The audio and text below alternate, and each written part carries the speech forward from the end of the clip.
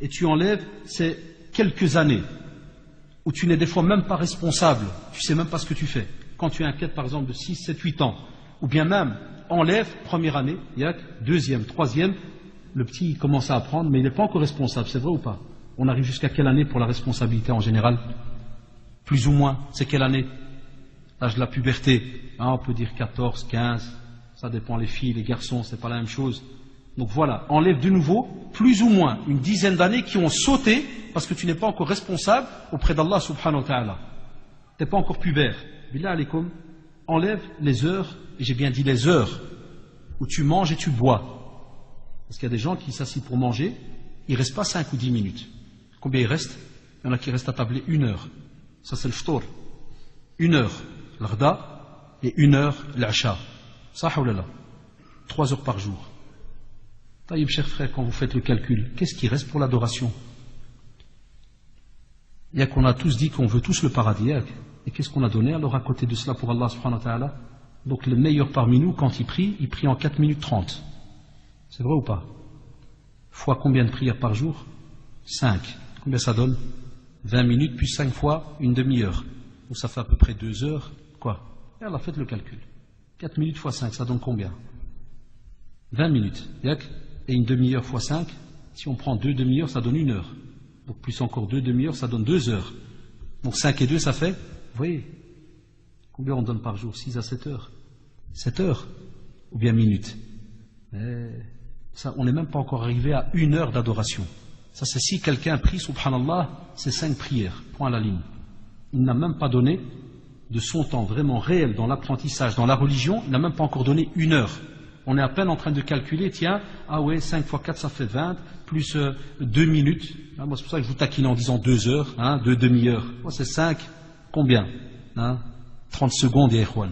Quand j'ai dit 4 minutes 30, c'est pas 4h30, c'est 30 secondes. Ça veut dire qu'on a donné en tout et pour tout, peut-être même pas 25 minutes à Allah subhanahu wa ta'ala en journée. Et si jamais tu prends la plupart de ceux qui ne font que la prière, tu dis est-ce que tu veux le paradis? Qu'est-ce qu'il te dit? Non. Donc on voudrait le paradis avec 20 minutes par jour. Mais si jamais tu lui parles de salaire et tu lui dis tu es patron, je viens d'ouvrir une société, est-ce que tu es prêt à donner 1500 € pour 20 minutes par jour à un ouvrier? Qu'est-ce qu'il va te dire? Allah m'aidera. Allah m'a te fou toi, il doit faire 8 heures. Tu es fier de donner le salaire, 8 heures. Nous ici on est avec Allah subhanahu wa ta'ala, celui qui nous a créés, et on lui donne combien pour avoir le paradis? 20 minutes par jour. Et encore, on te dit si jamais tu vas décortiquer cette prière, comment est-ce qu'elle est? On l'a dit tout à l'heure. Il arrive que pour certains, parce que nous on n'a pas la réponse, mais il arrive que pour certains c'est accepté et pour d'autres, elle est rejetée. Comme disent certains savants, elle ne dépasse même pas le plafond. Elle t'est rejetée sur toi. Alors, vous comprenez pourquoi le choix du titre? Que si on veut absolument, c'est pour ça qu'on parle de secret, c'est parce qu'il y a des actes qu'il faut absolument que l'on retrouve dans votre vie. Et on veut qu'on ait une certaine jeunesse, incha'Allah, qui sorte de ce qu'on appelle wal'iyadu billah, la paresse dans la pratique. Seulement la prière, et des fois on est fier. Et même des fois les parents se trompent. Ils te disent walhamdulillah, il prie. Regardez à quoi on est arrivé aujourd'hui. C'est de se dire c'est le minimum vital qu'on espère avoir aujourd'hui. C'est qu'on se dit walhamdulillah, il prie. C'est pas logique. Wallahi, ce n'est pas logique. Donc c'est pour ça que les parents depuis le jeune âge doivent être absolument derrière pour faire comprendre que la prière, ça c'est la moindre des choses, c'est l'ABC, ça c'est pour commencer, c'est obligatoire, il n'y a rien à discuter là-dessus. Mais si tu veux avoir une vie heureuse, ne vois pas par rapport à la longévité, vois par rapport aussi aux actes que tu vas faire donc durant cette vie. C'est pour cela que prolonger son existence, les savants, subhanallah, ils ont fait un tas de commentaires.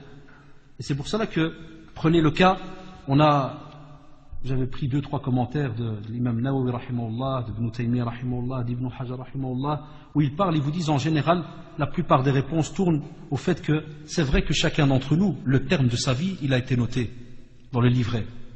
On sait que lorsqu'on arrive au 120e jour, Allah subhanahu wa ta'ala envoie un ange qui insuffle l'âme dans ce corps. Ce corps commence à vivre. Et on va dire à ce moment-là tout ce qu'il va avoir durant sa vie, tout, par rapport au bien, sa vie, combien elle va durer, comment il va vivre, tout. Mais tu as reçu et tu as été doté d'une intelligence, tu as avec le choix, tu es là, l'approche te dit viens mon frère, lève-toi, rentre dans le mur, et c'est écrit. Vas-y, pète-toi la tête, c'est écrit. Maintenant vous rigolez, mais quand tu as des drôles qui font des choses bizarres, ou des sœurs qui font des choses bizarres, et tu dis pourquoi, il te fait c'était écrit. Tabarakallah alik. Ah c'était écrit. Comment tu as su que c'était écrit? Wallahi, tu ne l'as su que quand ça s'est passé. Ah, tu as su que c'était écrit. Il y a des shaitans, comment ils se jouent de nous. Alors il y en a qui te disent, et ça s'est passé même au temps du prophète. Oh, ouais, à quoi bon alors faire les actes si tout est écrit? Non, tu l'as su quand? Quand tu as vu la chose se passer. Ah, mais si ça ne s'était pas passé, est-ce que tu avais su que c'était écrit? Abadan, je te défie, Wallahi, ma tu le sais. Taïb, alors on vous dit à ce moment-là, si jamais on sait qu'en général, c'est ce qui a été écrit, c'est ce qui a été destiné pour chacun d'entre nous. Mais on ne le sait pas. Eh bien, on va vous dire, si jamais tu es doté d'intelligence, c'est là maintenant que tu dois courir comme un fou. Si jamais demain il y avait un jeu bizarre, je ne parle pas sur le jeu s'il est licite ou pas, je donne seulement un exemple. Quelqu'un vient et te met devant toi 1 tonne d'enveloppe. 1 tonne. Et il te dit, tu as top chrono 10 secondes. Et tu peux remplir le plus d'enveloppes possible. Mais je ne te dirai pas qu'est-ce qu'il y a dans ces enveloppes. Il se pourrait qu'il y a des billets de 10 000, 5 000, comme il y a peut-être 1 cent. Est-ce que tu as déjà vu quelqu'un qui va dire non, ben je joue pas? Non, qu'est-ce qu'on dit en général? Ah, pas de problème. Wallah, même si je t'en 1 euro, c'est déjà bien. J'avais quand même rien en poche. Et tu vas voir la personne avec la bave et tout, il saute, il jma. Top chrono, il s'arrête, regardez son visage, comment il est. Rouge, transpire. Et si tu viens, tu lui dis voilà, il y a un acte d'adoration à faire et il y a 100 000 hasanat. Est-ce que tu l'as déjà vu transpirer, baver, sauter? Non, il te regarde, au contraire, tu l'as tué. Parce que si tu viens et tu lui fais mon frère, oh, j'ai un de ces business incroyables. Incroyable, tu veux qu'on s'associe? Une fois on l'a fait à des drarés pour rigoler. On dit drarés, il y a un business. Wallah, il y a un business. Mais ça va rapporter. Mais combien? Au juste, je ne peux pas vous dire. Mais ça va rapporter. Combien il y en a qui viennent? 2 directs, Allah, on vient avec. C'est halal ou c'est haram? Là, je dis, c'est halal. C'est tout, il n'y a pas de problème. Je dis, là, pas de problème. Mais je dis, le bénéfice. Et ça, on avait pris l'exemple d'un cheikh qui l'avait raconté. Et ça marche des fois. Maintenant, bon, tellement les jeunes l'ont entendu, ça ne marche plus, même mohim. Ah bah, ils ont suivi, ils arrivent devant une mosquée. Rentrez. Jamais. Ouais, rentre, 2 minutes à ça, rentre. Il arrive, descend pour les ablutions. Vas-y, tout da. Allez, t'as dit qu'il y avait un business. Ouais, mais attends, vas-y, c'est pas encore dans 5 minutes. Allez, viens, on va profiter. Tout da. Il fait les ablutions et tout, il monte à la salle. Oh, l'imam, il vient devant. Business, qu'on va aller? Ouais, c'était ici. C'est la prière de Dhuhr. Qu'est-ce qu'il te fait? Salopard. Il nous a eu. J'entends, il fait, il nous a eu avec l'ahya immense. La barbe immense. T'entends souvent, la barbe immense. Tu haram allé, tu vois comment il nous a. Donc, quelle est la notion, subhanallah, du gain? Seulement matériel. Matériel. Là, on voit la valeur. Alors, c'est pour ça que les savants, ils vous disent, faites attention. Lorsqu'on parle de la prolongation de la vie, on vous dit qu'on espère que Allah, subhanahu wa ta'ala, vous donne la bénédiction dans les actes et tout ce que vous allez faire par rapport à votre temps.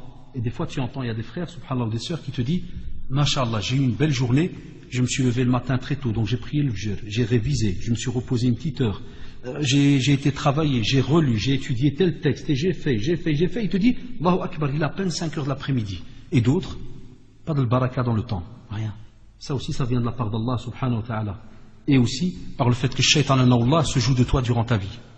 Deuxièmement, il te dit, espère qui est ce qu'on appelle, pour certains, ils disent, une prolongation concrète, parce qu'on a des fois des traditions qui nous rappellent et qui vous dit, par exemple, que si une personne, subhanallah, va et rend visite à tout ce qui est donc la famille, vous savez, les liens de parenté, chose qu'on a négligée, mais je voudrais aussi faire un tout petit rappel, c'est parce que des fois, et ça c'est si jamais les parents nous écoutent aussi, ou bien les personnes âgées, ou bien les oncles, les tantes. Le prophète Sassim nous rappelle, il dit, celui qui aimerait que sa subsistance soit multipliée et son existence prolongée, qu'il préserve les liens de parenté, rapportés par le Bukhari et Muslim. Hadith de Anas ibn Malik. Ah, les liens de parenté. Mais le problème qu'on a remarqué aujourd'hui, et ça c'est une plainte que les jeunes ils ont aujourd'hui, ils disent, moi je suis content, j'aime bien mon oncle, j'aime bien ma tante, mais il y a un problème. Et ça, Cheikh Al-Uthaymin rahimahullah, il faisait une remarque là-dessus. Il dit, c'est vrai qu'on se plaint que des fois les jeunes d'aujourd'hui, ils ont un peu cassé les liens de parenté. Ils font pas attention, des fois ils vont voir la tante qu'après 3 semaines, 1 mois. Alors on a 2 styles. On a les mauvais, ceux qui font exprès de ne pas y aller. Alors qu'ils savent que s'ils y vont, Allah subhanahu wa ta'ala, wallahi, concrètement, comme s'il leur rallonge leur vie. Ça veut dire qu'il a le baraka dans le temps qu'il a entre les mains. Il y a un bienfait immense. Il sait faire beaucoup de choses. Donc c'est un bénéfice. Tu dois sauter sur cette action-là. Mais des fois, alors les jeunes, ils te disent aussi, et ça c'est vrai. C'est un conseil que je donne aux personnes âgées, ou bien oncles et tantes et autres, c'est que des fois, les oncles et les tantes, ils t'aiment tellement, ou ton père ou ta mère, ils t'aiment tellement, que lorsque tu viens, la première chose avec laquelle ils vont t'accueillir, c'est quoi? C'est des remarques. Hein, vous rendez jamais visite, vous venez pas, et à quoi ça te sert ta prière, et à quoi ça te sert ta religion, t'es un kada, t'es un mfelles, t'es ceci, t'es cela. Alors le jeune il te dit, si c'est pour aller pour qu'il me casse la tête,